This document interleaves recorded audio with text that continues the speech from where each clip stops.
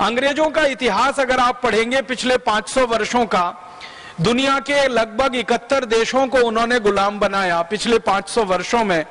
Australia उनका गुलाम हुआ, New Zealand उनका गुलाम हुआ, सिंगापुर उनका गुलाम हुआ, हांगकांग, ताइवान को अंग्रेजों ने गुलाम बनाया। भारत के पड़ोसी बहुत सारे देश, इंडोनेशिया, मलेशिया अंग्रेजों की गुलामी में गए। चीन भी गुलाम रहा काफी दिनों तक अंग्रेजों का। जापान को अंग्रेजों ने गुलाम बनाया। दुनिया के ऐसे 71 देशों में, अमेरिका, कनाडा भी अंग्रेजों के गुलाम रहे हैं। ऐसे 71 देशों में जहां जहां अंग्रेजों ने अपना साम्राज्य स्थापित किया था, उन सभी देशों को छोड़ने से पहले अंग्रेजों ने उनका बंटवारा किया था। अफ्रीका का इतिहास अगर आप पढ़ेंगे तो अफ्रीका में अंग्रेजों ने 450 वर्षों की गुलामी लाई थी, या 450 वर्षों तक अफ्रीका में अंग्रेजों का साम्राज्य चला था। और अफ्रीका के एक एक देश को सीधी सरल रेखा में उन्होंने बांट दिया। अगर आप थोड़ा सा विश्व के मानचित्र का अध्ययन करेंगे तो अफ्रीका का नक्शा अगर आप देखेंगे तो अफ्रीका के जो देश हैं, जैसे नाइजीरिया है, जैसे सोमालिया है, जैसे इथियोपिया है, जैसे जिम्बाब्वे है, ऐसे अफ्रीका के छोटे बड़े देशों को आप देखेंगे नक्शे में तो सभी देशों की सीमा रेखाएं एक सरल रेखा है, स्ट्रेट लाइन है। कोई देश चौकोर है, कोई तिकोना है, कोई पंचकोणीय है, कोई षटकोणीय है। इस तरह से देशों को काटा है। मैं आपको जो कहना चाहता हूं वो ये कि देश की सीमाएं कभी भी सीधी सरल रेखा नहीं होती। देश की सीमाएं टेढ़ी मेढ़ी रेखा होती हैं। भारत की सीमा को देखो, अंग्रेज तो भारत को खंड खंड तोड़ना चाहते थे। वो तो भारत देश के ऊपर भगवान की कृपा हुई कि सरदार वल्लभ भाई पटेल जैसा लौह पुरुष हमको भेज दिया उसी समय में, और उनकी दूरदृष्टि थी। उन्होंने अंग्रेजों की चाल को कामयाब नहीं होने दिया, वरना अंग्रेज तो भारत के 565 टुकड़े करना चाहते थे। और भारत को वो ऐसे ही बांटने की योजना लेके आए थे जैसे अफ्रीका को उन्होंने बांटा। तो अफ्रीका के देशों के बारे में आप ध्यान से देखेंगे, सभी देशों की सीमाएं स्ट्रेट लाइन में है, सीधी सरल रेखा है। ऐसे बांटा है अंग्रेजों ने मनमानी से, मनमर्जी से। तो अंग्रेजों की योजना थी, जैसे अफ्रीका में उन्होंने किया कि देश को छोड़ा तो बंटवारा कराया उस देश का, खंड खंड तोड़ा उस पूरे अफ्रीका के लोगों को, वैसे ही उनकी योजना भारत के लिए थी कि भारत को वो छोड़ेंगे तो एक देश नहीं रहने देंगे, उसको खंड खंड तोड़ेंगे। तो उन्होंने क्या किया, भारत में 565 रियासतें हुआ करती थी, उनके राजा हुआ करते थे, उनको भड़काना शुरू किया, उकसाना शुरू किया। और हर एक राजा को अंग्रेज ये कहा करते थे प्रत्यक्ष और परोक्ष रूप से कि आप चाहो तो भारत से अलग हो सकते हो। और ज्यादातर राजा ये कहा करते थे नहीं, हमको तो भारत में विलय होना है, भारत में मिलना है। तो फिर अंग्रेज उनको और चिढ़ाने के लिए कहते थे कि फिर आपकी मर्जी, भविष्य में आपका क्या होगा हम नहीं जानते। तो इस तरह से राजाओं को भड़का के, राजकुमारों को भड़काकर उनकी योजना थी कि वो भारत को 565 टुकड़ों में तोड़ें। लेकिन उनकी ये योजना कामयाब नहीं हो पाई, क्योंकि उनकी योजना को नाकामयाब करने के लिए सरदार वल्लभ भाई पटेल ने रात दिन एक कर दिया था और जी जान लगा दिया था। इसलिए भारत की अधिकांश रियासतें, 3 को छोड़कर, एक रियासत थी जम्मू कश्मीर, एक रियासत थी उसका नाम था जूनागढ़ जो गुजरात में है, समुद्र के किनारे है, और एक रियासत थी हैदराबाद।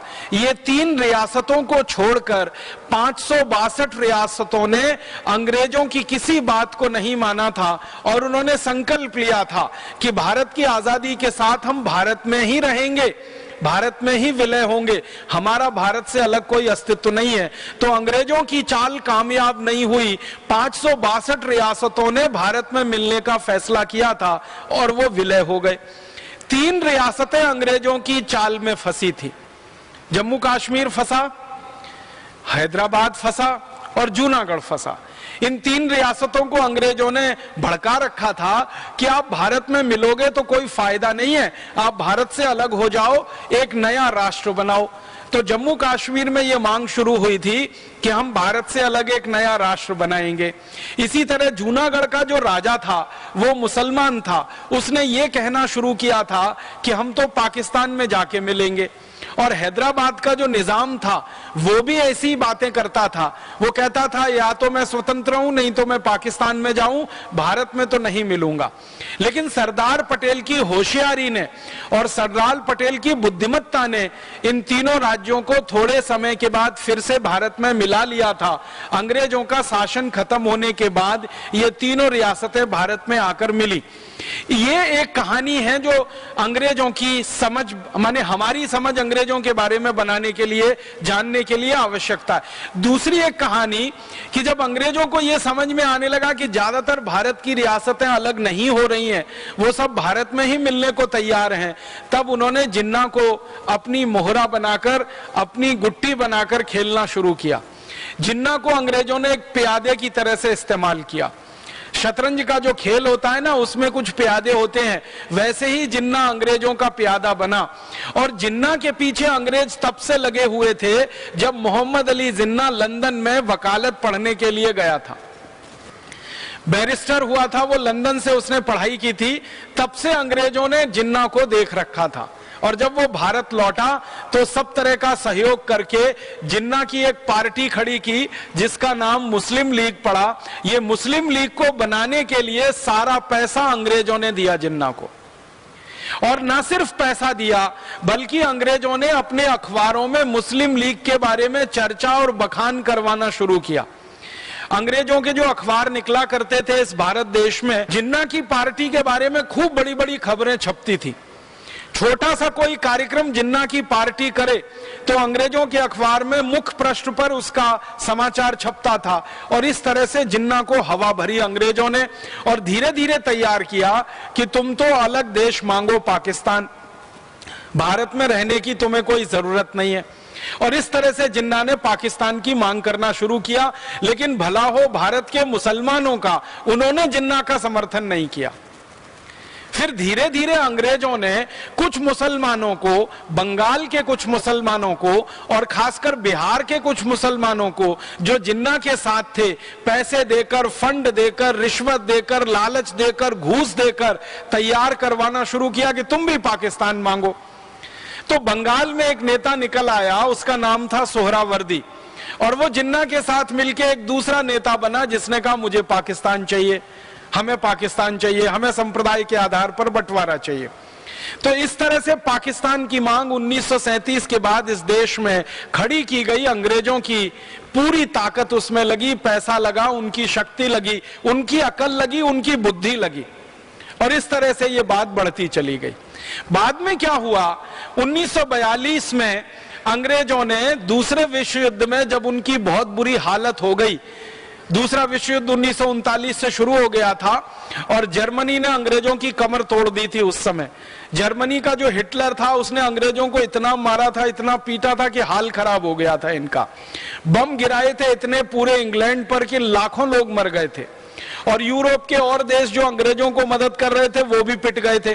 तो अंग्रेजों की 1942 तक हालत बहुत खराब हो गई। तो अंग्रेजों ने परोक्ष रूप से ये कहना शुरू कर दिया कि शायद अब भारत में वो ज्यादा दिन नहीं रह पाएंगे या भारत में ज्यादा शासन नहीं कर पाएंगे।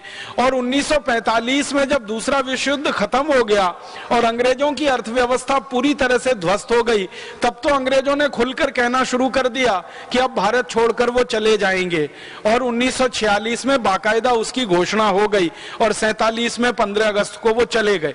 लेकिन जब 42 से अंग्रेजों का ये मन बन गया कि उनको भारत से चले जाना है, छोड़ देना है, तो उन्होंने भारत के नेताओं से बिना बताए हुए ट्रांसफर ऑफ पावर की बात करना शुरू किया। और उन नेताओं में बहुत महत्वपूर्ण उनके लिए जिन्ना था। और जिन्ना को फिर से उन्होंने यही बात समझाना कि अलग पाकिस्तान ले लो, अलग देश ले लो, तुम प्रधानमंत्री हो जाओगे, तुम ऐसे हो जाओगे, और ये सब चलना हो गया और आगे ये बढ़ता चला गया। अंत में यह हुआ, महात्मा गांधी एक बड़े नेता थे उस समय आजादी के आंदोलन के, उन्होंने एक संकल्प ले रखा था, वो ये कि भारत का बंटवारा होगा नहीं किसी भी कीमत पर। और महात्मा गांधी ने पूरे देश में ये ऐलान कर दिया था कि भारत बटेगा नहीं, भारत एक रहेगा, अखंड रहेगा। अगर भारत का बंटवारा कोई करना चाहता है तो उसको दिन में सपने देखना बंद कर देना चाहिए, मैं होने नहीं दूंगा। और एक दिन तो इतनी कठोर बात कही उन्होंने कि भारत का बंटवारा बाद में होगा, पहले मैं मरूंगा और मेरी लाश पे भारत का बंटवारा होगा। तो गांधी जी ने यह ऐलान कर रखा था। और आपको शायद मालूम है ये बात कि भारत के करोड़ों नागरिक गांधी जी के साथ थे, तो करोड़ों लोग भी गांधी जी के संकल्प के साथ थे। हिंदू हो, मुसलमान हो, सब लोग गांधी जी के साथ कहते थे कि हमें भी भारत का बंटवारा नहीं कराना है। तो माउंटबेटन नाम का एक आदमी भेजा गया इंग्लैंड से, और उसको इसलिए भेजा गया कि वो जाकर भारत का बंटवारा कराने में मदद करे। और माउंटबेटन को भारत में अंग्रेजों का आखिरी वॉयसराय माना जाता है, आखिरी गवर्नर जनरल माना जाता है। उसने आके जो गोटियां बिछाई, उसके आधार पर भारत के बंटवारे की पृष्ठभूमि तैयार हुई।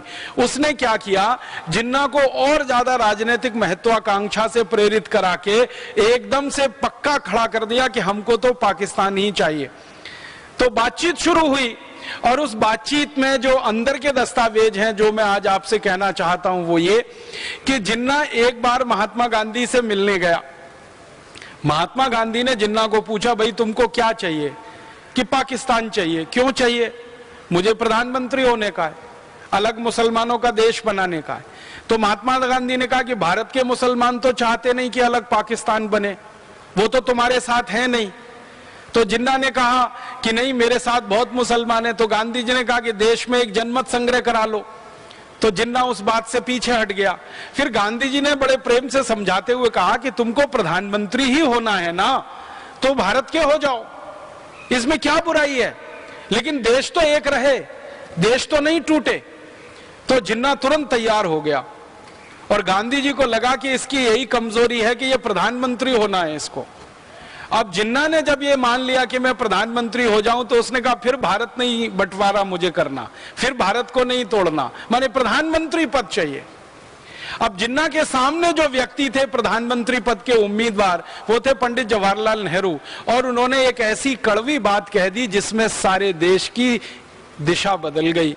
मैंने आपसे कहा था, बहुत ध्यान से इस बात को सुनिएगा, कि थोड़े से किसी क्षण विशेष पर हम एक मामूली सी भूल करते हैं और वो देश के लिए पूरा इतिहास बदल देती है। जब नेहरू जी के सामने ये बात आई कि जिन्ना प्रधानमंत्री बनने के लिए बात कर रहा है और वो देश का बंटवारा नहीं चाहता, तो गांधी जी ने संदेशा भिजवा दिया कि ठीक है, जिन्ना को प्रधानमंत्री स्वीकार कर लेने में कोई गलती नहीं है, अगर देश टूटने से बचता है तो इसको प्रधानमंत्री स्वीकार करने में कोई दिक्कत नहीं है। नेहरू जी ने एक बहुत कड़वा वाक्य कहा। परम पूजनीय स्वामी जी हम लोगों को बार बार ये कहते रहते हैं, और मैं इस बात को विशेष रूप से ध्यान से सुनता हूं, कि भाषा का प्रमाद नहीं होना चाहिए, बोली में प्रमाद नहीं होना चाहिए। और वो प्रमाद नेहरू जी की बोली में आ गया। नेहरू जी ने पब्लिक एक स्टेटमेंट कर दिया, पूरे देश की जनता के सामने उनका बयान आ गया कि मैं मोहम्मद अली जिन्ना को अपने कैबिनेट के मंत्रिमंडल के चपरासी के रूप में भी नहीं देख सकता। पंडित जवाहरलाल नेहरू ने यह कह दिया कि मैं मोहम्मद अली जिन्ना को अपने मंत्रिमंडल के चपरासी के रूप में भी नहीं देख सकता। माने सीधी सी बात है कि मैं उनको अपने मंत्रिमंडल का चपरासी नहीं बना सकता, प्रधानमंत्री बनाना तो बहुत दूर की बात है। और ये बात जिन्ना के दिल में तीर की तरह से चुभ गई, और जिन्ना ने फिर कहा कि अब तो मैं पाकिस्तान बना के ही रहूंगा, चाहे जो हो जाए। और यही अंग्रेज चाहते थे। अंग्रेजों ने फिर उस मौके को लपक लिया और जिन्ना को थोड़ी और हवा दी और थोड़ा भड़का दिया, और फिर उसने मारकाट शुरू करा दी।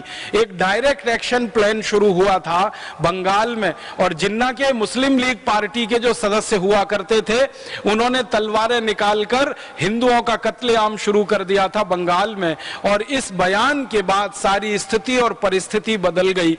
महात्मा गांधी बहुत कोशिश करते रहे कि किसी तरह से बात बन जाए, लेकिन वो बात नहीं बनी, और जिन्ना उसके बाद फिर माना नहीं और गांधी जी को मिलने भी नहीं आया। फिर उसने कहा कि पंडित जवाहरलाल नेहरू कहते हैं कि मैं उनके मंत्रिमंडल का चपरासी बनने लायक नहीं हूं, तब तो सवाल ही नहीं उठता, अब तो मैं नया देश बना के ही रखूंगा और उसका प्रधानमंत्री बन के दिखाऊंगा।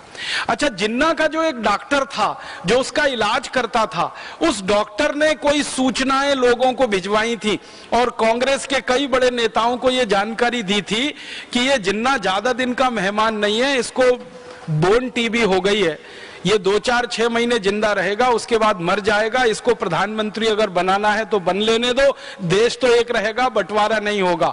लेकिन किसी ने उस डॉक्टर की बात पे ध्यान नहीं दिया और अंत में फिर वो हुआ। अंग्रेज तो तैयार बैठे थे, तो अंग्रेजों ने अपनी संसद में एक कानून पास कर दिया जिसका नाम था इंडियन इंडिपेंडेंस एक्ट, और इस कानून की परिभाषा में यह तय किया गया कि इस कानून के पास होते ही भारत के 2 हिस्से हो जाएंगे, एक भारत रहेगा, दूसरा पाकिस्तान हो जाएगा। पाकिस्तान कहां कहां हो जाएगा उसकी सीमा तय कर दी अंग्रेजों ने, और भारत कहां कहां रहेगा उसकी सीमा तय कर दी अंग्रेजों ने, और इस तरह से यह बंटवारा हो गया। और आपको इतिहास की एक सच्चाई बताना चाहता हूं जो दर्द देती है दिल में, वो ये कि पाकिस्तान मिलने के थोड़े महीने के बाद ही जिन्ना मर गया, सच में मर गया, और वो टीबी से मर गया, उसको बोन टीबी थी। तो बार बार उसके डॉक्टर की बात याद आती है कि उसका डॉक्टर ये कहा करता था कि ये 5-6 महीने का मेहमान है, इसको बन लेने दो प्रधानमंत्री, बाकी तो फिर पूरा देश हमारा ही है। लेकिन किसी ने उस डॉक्टर की बात को गंभीरता से नहीं लिया। अगर ले लिया होता तो भारत की ये ऐतिहासिक गलती हमसे नहीं हुई होती और पाकिस्तान नाम का देश अलग नहीं हुआ होता और ये भारत एक अखंड देश रहता। अब उसके बाद क्या हुआ कि जिन्ना तो मर गया, और मरने के बाद फिर पाकिस्तान का जो हाल हुआ वो आपकी आंखों के सामने है, उसमें मैं विस्तार में नहीं जाना चाहता क्योंकि पाकिस्तान के आंतरिक मामले में मैं दखल नहीं देना चाहता। लेकिन जितना मामला भारत से जुड़ा हुआ है वो ये है। अब इस मामले का अंतिम जो वो निकला सच बन के सामने कि बंटवारा हुआ भारत पाकिस्तान, तो मुसलमानों को पाकिस्तान जाना है और हिंदुओं को पाकिस्तान से भारत आना है। बहुत सारे मुसलमानों ने पाकिस्तान जाने से मना कर दिया और बहुत सारे हिंदुओं ने पाकिस्तान से भारत में आने को मना कर दिया। तो फिर मारकाट शुरू हुई और सारी दुनिया का इतिहास इस बात का गवाह है कि एक देश के 2 टुकड़े हुए तो इतने लाख लोगों की मारकाट कभी किसी देश में नहीं हुई जो भारत में हुई। भारत और पाकिस्तान के बनने पर लाखों लोगों का कत्लेआम हुआ है, उसके सही आंकड़े नहीं मिलते। पाकिस्तान के आने वाले और भारत से पाकिस्तान जाने वाले लाखों लोगों का कत्लेआम हुआ, लाखों मां बहन बेटियों की इज्जत लूटी गई, लाखों छोटे छोटे बच्चों का कत्लेआम किया गया। उस जमाने के दस्तावेज को पढ़ते हैं तो आंखों में आंसू आते हैं। भर भर के गाड़ियों में, ट्रेनों में, बसों में, बैलगाड़ी में, घोड़ा गाड़ी में, खच्चर में लोग ढेर के ढेर इधर से उधर, उधर से इधर जाते थे। किसी को अपना घर छोड़ना पड़े, संपत्ति छोड़नी पड़े, अपनी सभ्यता अपनी संस्कृति छोड़नी पड़े और उजड़कर दूसरी जगह जाकर रहना पड़े, इसका दर्द वही बता सकता है जिसका उजाड़ हुआ है घर। और भारत में ऐसे लाखों परिवार हैं, शायद मैं कहूं तो अब कुछ करोड़ परिवार ऐसे होंगे जो उजड़कर पाकिस्तान से भारत में आए और सब कुछ उन्होंने वहां छोड़ा था, कुछ नहीं ला पाए और यहां लाकर शून्य से उन्होंने अपना जीवन शुरू किया और आज भगवान की कृपा से वो शिखर तक भी पहुंचे। प्रणाम है उनकी मेहनत को, वंदन है उनकी मेहनत को कि पाकिस्तान से उजड़कर आए, कुछ हाथ में नहीं था, अकेले आए। किसी की पत्नी छूट गई वहां पर, किसी का पिता छूट गया, किसी की बेटी छूट गई, किसी की बहन छूट गई, किसी की मां छूट गई, किसी का कुछ छूटा, किसी का कुछ छूटा और किसी तरह से मारते पीटते भागते भूगते यहां आकर उन्होंने कहीं कहीं आशियाने बनाए और आशियाने बनाकर भारत देश को और अपनी इस मातृभूमि को उन्होंने मान लिया कि अब यही हमारी मातृभूमि है, यही कर्म भूमि है और उसकी सेवा में लग गए। और भगवान ने भी उनको उनकी मेहनत का फल दिया कि आज वो काफी अच्छे व्यवस्थित हैं। लेकिन ये बंटवारे का दर्द उनके दिल में जो टीस मारता रहता है, ये शायद कब जाएगा मालूम नहीं है। ये हमारी एक बहुत बड़ी ऐतिहासिक भूल थी। कुर्सी के एक पद के लिए प्रधानमंत्री पद के लिए ऐसा सत्ता का समझौता नहीं हो सका जो सबको समावेश कर सके, और उसी में ये सारा खेल खेल लिया और अंग्रेजों ने आग में घी डाल दिया। उनका तो पहले से मन था कि पाकिस्तान को बनवाना ही है, और ये हमारे देश में एक बड़ा उन्होंने विष का बीज बो दिया। अब ये विष का बीज ऐसा हमारे लिए मुश्किल बन गया है, गले की फांस बन गया है, ना निगलते बनता है ना उगलते बनता है। अब वो जो 3 राज्य भारत में मिलने को तैयार नहीं थे, जम्मू कश्मीर, एक था जूनागढ़ और एक था हैदराबाद, तो बंटवारा हो गया। भारत की सरकार भारत में बन गई, पाकिस्तान की सरकार पाकिस्तान में बन गई। तब सरदार पटेल ने कोशिश की कि ये जो 3 राज्य हैं, इन तीनों राज्यों को भारत में मिलाने के लिए प्रयास किया जाए। तो जूनागढ़ राज्य को उन्होंने मिला लिया, बाद में हैदराबाद भी भारत में मिल गया, क्योंकि सरदार पटेल ने दोनों राजाओं को ये कहा था कि तुम पाकिस्तान जाना चाहते हो तो चले जाओ, तुम्हारा राज्य पाकिस्तान नहीं जाएगा, क्योंकि तुम्हारी जनता की इसके लिए अनुमति नहीं है। हैदराबाद रियासत में सरदार वल्लभ भाई पटेल ने एक आंतरिक सर्वेक्षण कराया था, क्योंकि वो भारत के गृह मंत्री बन चुके थे। उन्होंने एक आंतरिक सर्वेक्षण ये कराया था कि हैदराबाद रियासत में रहने वाले लोगों से पूछो वो क्या चाहते हैं।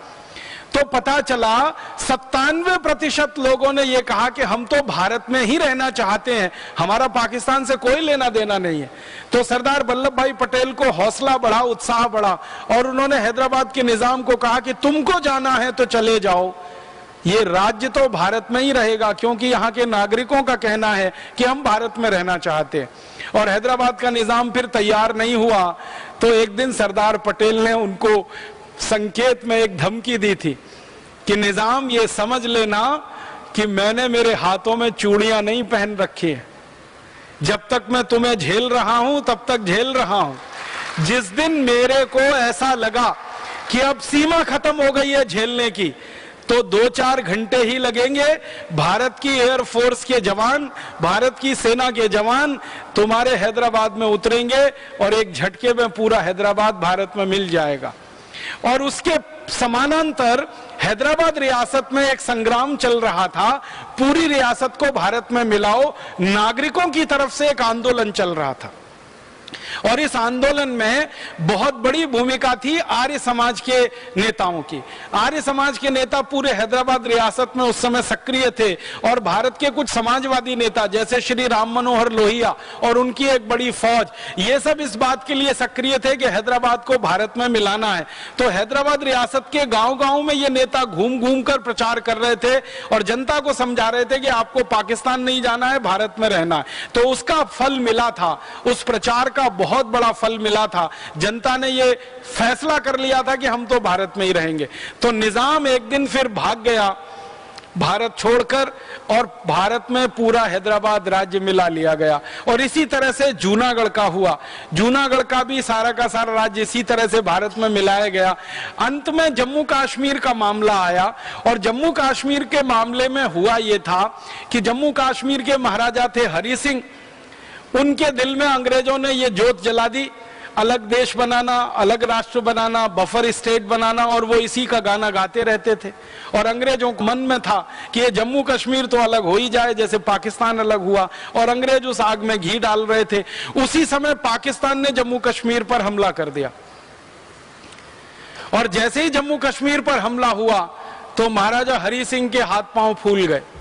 उनके पास पूरी सेना नहीं थी जो पाकिस्तान के हमले का सामना कर सके, और महाराजा हरि सिंह को यह दिख गया कि अब तो पाकिस्तान की सेना जम्मू तक पहुंचने वाली है, अब ज्यादा दूर नहीं है, और अब तो ये श्रीनगर भी गया, जम्मू भी गया, सब कुछ गया।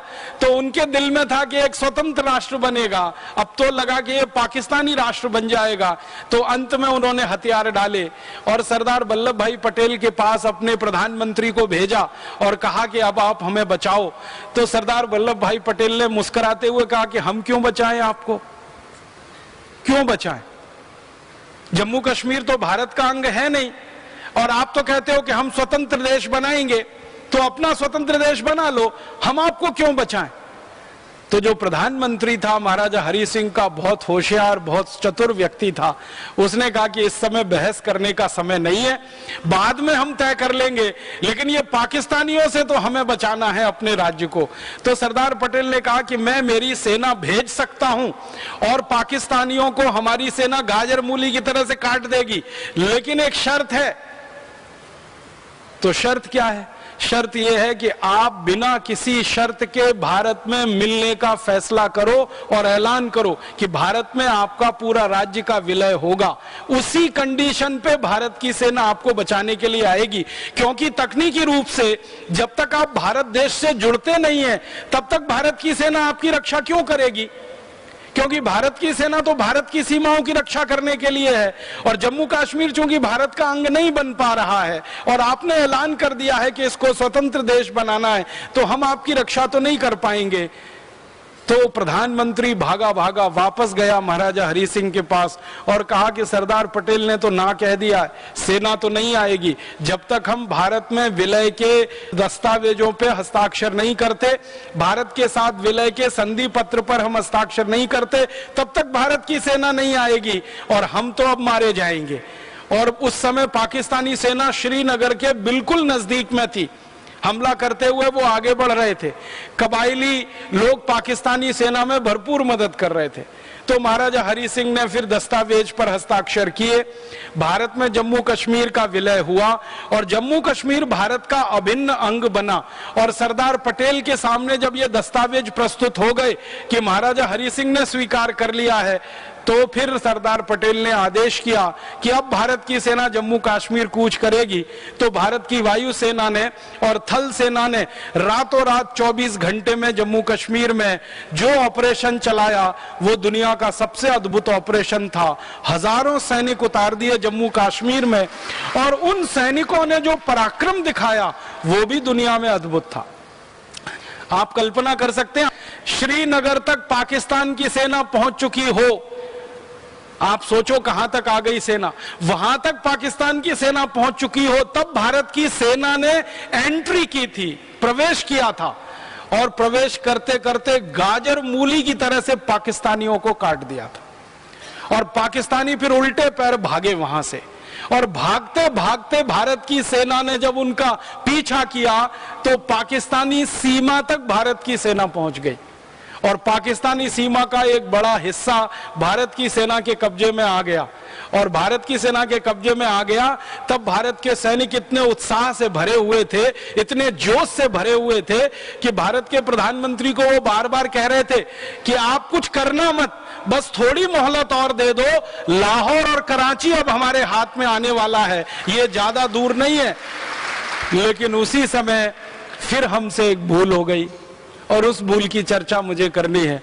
वो भूल क्या हो गई?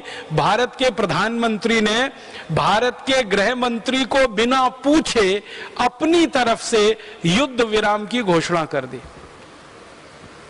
युद्ध विराम का नियम है कि जब युद्ध विराम की घोषणा की जाती है तो कैबिनेट की मीटिंग बुलानी पड़ती है और उस मीटिंग में बात रखनी पड़ती है, और पूरी कैबिनेट उस पर सही माने और मंत्रिमंडल का सबका हां हो जाए, तब प्रधानमंत्री उसकी घोषणा कर सकता है। लेकिन प्रधानमंत्री महोदय ने ना तो कैबिनेट की मीटिंग बुलाई, ना उनकी सहमति ली, उन्होंने अपने मन से घोषणा कर दी। और वो घोषणा भी उन्होंने ऐसे नहीं कि लोगों के सामने, रेडियो पे जाके कर दी। दिल्ली का ऑल इंडिया रेडियो स्टेशन है, वहां गए और जाकर घोषणा कर दी और अपनी तरफ से दुनिया भर को यह कह दिया कि हम संयुक्त राष्ट्र संघ की मध्यस्थता में इस जम्मू कश्मीर के मामले को हल करेंगे।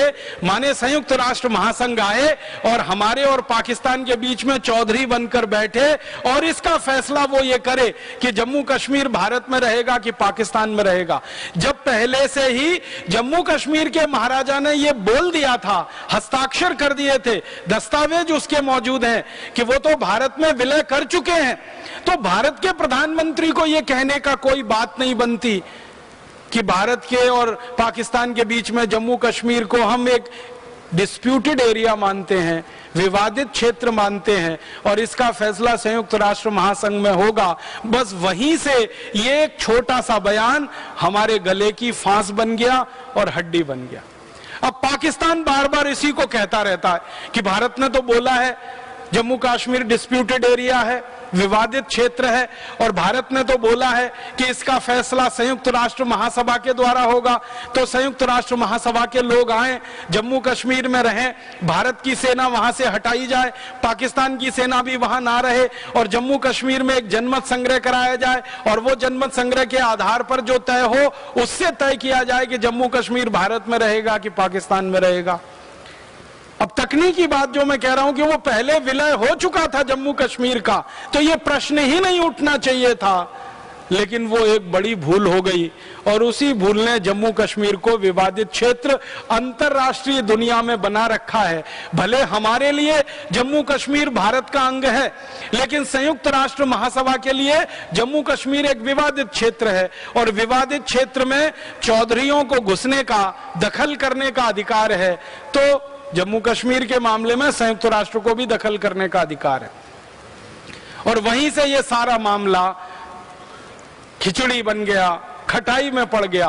अच्छा खासा पूरा जम्मू कश्मीर वहां के महाराजा ने दस्तावेजों पर हस्ताक्षर करके भारत के साथ विलय कराया, लेकिन प्रधानमंत्री महोदय के एक छोटे से बयान ने सारे मामले को बिगाड़ दिया। अब ये मामला संयुक्त राष्ट्र महासंघ में है। संयुक्त राष्ट्र महासंघ में आप जानते हैं अमेरिका दादा है, जो अमेरिका चाहता है वहां वही होता है, जो अमेरिका चाहता है वहां के लोग वही करते हैं, और अमेरिका कभी नहीं चाहता कि ये जम्मू कश्मीर का मामला सुलझ जाए, क्योंकि वो ये मानता है अमेरिका कि भविष्य में जम्मू कश्मीर कभी अमेरिका की मदद करने के लिए आएगा, इसलिए इसको विवादित ही रहने दो, क्योंकि विवादित क्षेत्र में घुसने के लिए रास्ता खुल जाता है। अमेरिका को क्या इंटरेस्ट है जम्मू कश्मीर में? अमेरिका की ये रणनीति है कि भविष्य में कभी भी चीन के साथ युद्ध लड़ना पड़ा तो जम्मू कश्मीर अमेरिका के सैनिकों के लिए शरण स्थली बन सकता है।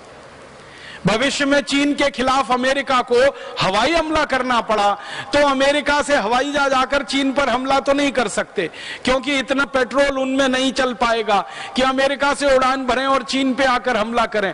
अमेरिका के हवाई जहाजों को उड़कर पहले उतरना पड़ेगा भारत के किसी इलाके में जो चीन के नजदीक है, फिर दोबारा उसमें ईंधन भरा जाएगा, तब जाकर वो हमला कर पाएंगे। तो अमेरिका को दिखाई देता जम्मू कश्मीर बहुत सुरक्षित है, चीन की सीमा वहां से लगती है, तो भविष्य में कभी चीन से युद्ध लड़ना पड़ा अमेरिका को तो जम्मू कश्मीर अमेरिका के लिए एयरबेस का काम करेगा, और ये एयरबेस तभी तक काम करेगा जब तक जम्मू कश्मीर विवादित है। इसलिए अमेरिका इस मामले को हल होने ही देना नहीं चाहता। संयुक्त राष्ट्र महासभा में जब जब ये विषय आया, जब जब ये बहस हुई, अमेरिका ने वीटो लगाकर इसको फंसाया और इसको हल नहीं होने दिया, और आज तक ये हल नहीं हो पा रहा है। और ये हल नहीं हो पा रहा है तो उसका अंतिम दुष्परिणाम क्या हो रहा है कि जम्मू कश्मीर पर पाकिस्तान अपना हक जमाता है और जम्मू कश्मीर की जनता कहती है कि हम भारत में रहेंगे। आप बोलेंगे जम्मू कश्मीर की जनता क्यों कहती है भारत में रहेंगे? इतनी बार जम्मू कश्मीर में चुनाव हो चुके हैं और इतनी बार भारत की पार्टियों को लोगों ने वोट दे दिया है और इतनी बार वहां भारत के नेताओं की सरकारें बन चुकी हैं। इससे बड़ा प्रमाण और सबूत क्या चाहिए कि जम्मू कश्मीर की जनता भारत में ही रहना चाहती है? लेकिन जम्मू कश्मीर के कुछ नेता जो अमेरिका से पैसा पाते हैं, जिनको पाकिस्तान से धन आता है, वो अलग राग अलापते रहते हैं और उन्होंने कुछ संगठन बना रखे हैं और उन संगठनों की मदद से गाहे बगाहे वो एक शगुफा छोड़ते रहते हैं और उनका एक ही शगुफा है, प्लेबिसाइट होना चाहिए, जनमत संग्रह होना चाहिए। अब मैं मानता हूं कि वोट की राजनीति से बड़ा जनमत संग्रह और कौन सा होता है। और आपने देखा है कि एक चुनी हुई सरकार वहां पर है, उसके पहले भी वोट हुए हैं और उसके पहले भी चुनी हुई सरकार बन चुकी है। तो सारी दुनिया को यह नहीं दिखाई देता कि वहां चुनी हुई सरकारें बन रही हैं और वोट की ताकत पर बन रही हैं। उनको तो वो जनमत संग्रह वाली बात, प्लेबिसाइट वाली बात दिखाई देती है, जो गलती से पंडित जवाहरलाल नेहरू के मुंह से निकल गई और हमारे लिए फास्क बन गई, गले की हड्डी बन गई। अब इसी को आधार लेके आतंकवाद चल गया है, इसी को आधार लेकर आतंकवादी गतिविधि चल रही है और उन आतंकवादी गतिविधियों से एक इलाका है जो पूरी तरह से प्रभावित है और वो इतनी बुरी तरह से प्रभावित है कि वहां रहने वाले मूल निवासियों को अपने घर छोड़कर, द्वार छोड़कर, संपत्ति छोड़कर भागकर कहीं दूसरी जगह शरणार्थी के रूप में रहना पड़ रहा है। ये भारत में ही हो रहा है। दुनिया के शायद किसी दूसरे देश में इसका उदाहरण नहीं मिलेगा। अपने ही देश के मालिक, अपने ही देश के राजा, अपनी ही संपत्ति और सभ्यता के मालिक अपनी सब संपत्ति, सभ्यता, संस्कृति को छोड़कर कहीं शरणार्थी की तरह से जीवन बिता रहे हैं। मैं तो जम्मू में गया हूं, दिल्ली में गया हूं, मैंने वो इलाका देखा है जहां जम्मू कश्मीर से निष्कासित पंडित, जम्मू कश्मीर के पंडित बहुत दर्द भरी जिंदगी बिता रहे हैं। उनकी पीढ़ियां गुमनामी में खो रही हैं, उनकी सभ्यता, उनकी संस्कृति गुमनामी में खो रही है। ये सबसे बड़ा दर्द हमारे देश को मिला आजादी के पिछले 63 वर्षों में। छोटी छोटी कुछ भूलों ने इतना बड़ा हमको सजा दे दिया है। इसलिए आपको क्या करना है, आपको क्या सीखना है? मेरा आपसे विनम्र निवेदन है, जो इस पूरी दुर्घटना से हमें सीखना है वो ये कि कभी भी हम प्रमाद ना करें और ऐसी भाषा और ऐसी बोली का इस्तेमाल कभी ना कर दे कि भविष्य में हमारा एक छोटा सा वाक्य भारत स्वाभिमान के पूरे काम के लिए मुश्किल बन जाए। इस पूरी दुर्घटना से जो सीख लेने की जरूरत है। और दूसरा, उन्माद में आकर, आवेश में आकर, जोश में आकर, होश को खोकर कुछ ऐसा न कर बैठे जो भविष्य के भारत के लिए खतरा बन जाए। इस भूल से हमें यही जानना और सीखना है।